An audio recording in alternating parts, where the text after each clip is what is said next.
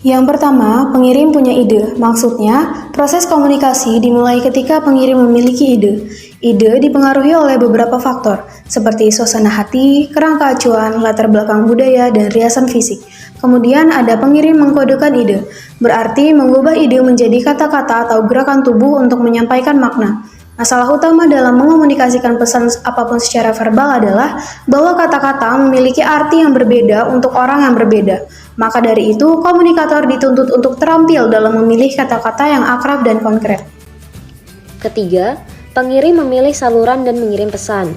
Dalam mengirim pesan bisnis, media yang dipilih adalah saluran melalui jejaring komputer, jaringan nirkabel, smartphone, media sosial, fax, dan lain-lain. Dalam penyampaian ini terkadang terjadi gangguan atau disebut dengan noise. Noise biasanya terjadi karena sinyal internet yang lemah, kesalahan ketik, ataupun gangguan yang dirasakan penerima pesan akibat pengirim pesan memilih saluran yang tidak tepat. Keempat, penerima menerjemahkan pesan. Ketika penerima menerima sebuah pesan, maka mereka akan menerjemahkan maksud dari pesan tersebut. Pesan akan dikatakan berhasil apabila penerima memahami makna dari setiap pesan. Tetapi, ketika penerima tidak dapat memaknai pesan dengan benar, akan dikatakan sebagai pesan yang gagal. Kegagalan ini dapat diakibatkan karena adanya gangguan, seperti kata-kata yang tidak terbaca atau sulit untuk dipahami.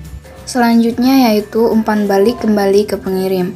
Respon verbal dan nonverbal dari penerima menciptakan umpan balik yang menjadi bagian penting dari proses komunikasi. Karena umpan balik ini membantu pengirim mengetahui bahwa pesan telah diterima dan dipahami. Kemudian hambatan yang membuat kesalahpahaman, yaitu bypassing, differing frames of reference, kurangnya keterampilan bahasa, dan gangguan. Proses ini membagi seluruh tugas menjadi 3 fase, yaitu fase prapenulisan, penyusunan, dan merevisi. Dalam proses ini, kita diminta untuk menganalisis audiens dan menetapkan tujuan kita menulis pesan. Selanjutnya ialah penyusunan. Aktivitas bertahap ini antara lain meliputi penelitian, pengaturan, lalu penyusunan pesan. Setelah mengumpulkan informasi yang cukup, kita akan fokus pada pengorganisasian pesan. Kita dapat menjelaskan masalahnya terlebih dahulu, menyajikan bukti, lalu mengakhirinya dengan solusi. Mbak, saya dulu ya. Tadi saya pesan nasi terongnya 2. Bagaimana ya ingin mengirimkan pesan kepada franchiser lain agar perubahan sistem antrian ini didengarkan oleh franchiser yang lain? Oh iya, melalui Gmail. Berarti sebaiknya mengirimkan pesan melalui Gmail saja agar poin-poin yang ingin disampaikan tersampaikan dengan baik ke franchiser McDonald's. Langkah awal untuk menganalisis dan juga mengantisipasi audiens yaitu menentukan tujuan. Tujuan dalam penyampaian pesan di tujuan utama itu untuk memberikan informasi, dan yang kedua untuk menyampaikan pesan persuasif. Lalu tujuan sekunder yaitu untuk promosi. Setelahnya membuat profil audiens untuk mengetahui karakteristik dari para audiens dan mengantisipasi atas respon yang akan mereka berikan. Selanjutnya membuat pilihan berdasarkan profil audiens. Profil audiens membantu Anda membuat keputusan tentang membentuk pesan. Kemudian memilih saluran terbaik.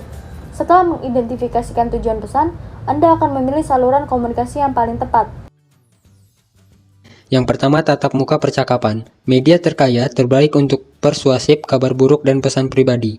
Kedua, telepon. Pilihan terbaik ketika 2 orang tidak bisa bertemu langsung. Ketiga, obrolan video. Terbaik untuk grup interaksi dan bangunan konsensus ketika anggota tersebar. Keempat, surel.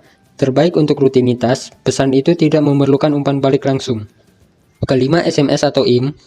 Terbaik untuk pendek. Pesan online yang membutuhkan respon cepat. Keenam, surat. Untuk eksternal, pesan yang membutuhkan formalitas, sensitivitas, atau catatan tertulis. Ketujuh, memo. Untuk mendistribusikan informasi antar kantor, terutama ketika email tidak tersedia. Kedelapan, blog. Untuk berbagi ide dengan banyak orang, penonton internet, dan mendorong tanggapan. Kesembilan, laporan. Mengantarkan besar data secara internal atau secara eksternal. Kesepuluh, wiki. Untuk menyediakan gudang untuk digital informasi yang dapat mudah diubah. Nah, untuk menyoroti manfaat audiens, Penulis menyesuaikan pesan dengan kebutuhan penerima berarti menempatkan diri Anda pada posisi orang itu. Mengembangkan pandangan Anda. Komunikator yang terampil secara alami mengembangkan pandangan Anda. Mereka menekankan kata ganti orang kedua. Menjadi positif daripada negatif. Dengan mengekspresikan kesopanan, penulis mampu mempertahankan nada bicara yang sopan untuk membantu audiens paham apa yang penulis sampaikan. Selanjutnya, menggunakan bahasa bebas bias. Sebagaimana sebuah pesan dapat kita sampaikan kepada audiens dengan bahasa yang baik dan benar dengan disusun dalam kalimat yang efektif. Selanjutnya ada lebih suka bahasa biasa dan kata-kata yang akrab, lalu menggunakan kata-kata yang tepat dan kuat. Kapan penulisan tim diperlukan? Kolaborasi pada dokumen yang ditulis tim diperlukan untuk proyek yang besar, memiliki tenggat waktu yang pendek, dan membutuhkan keahlian atau konsensus banyak orang. Kemudian ada berbagi penulisan dokumen tim. Terdapat 3 fase, yaitu fase pertama pra-penulisan. Anggota tim bekerja sama untuk menentukan tujuan, audiens, konten, dan organisasi.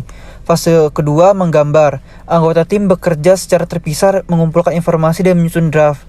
Fase ketiga, yaitu adalah merevisi. Anggota tim bekerja sama untuk mensintesis dan mengedit, tetapi individu dapat melakukan penformatan akhir dan proofreading.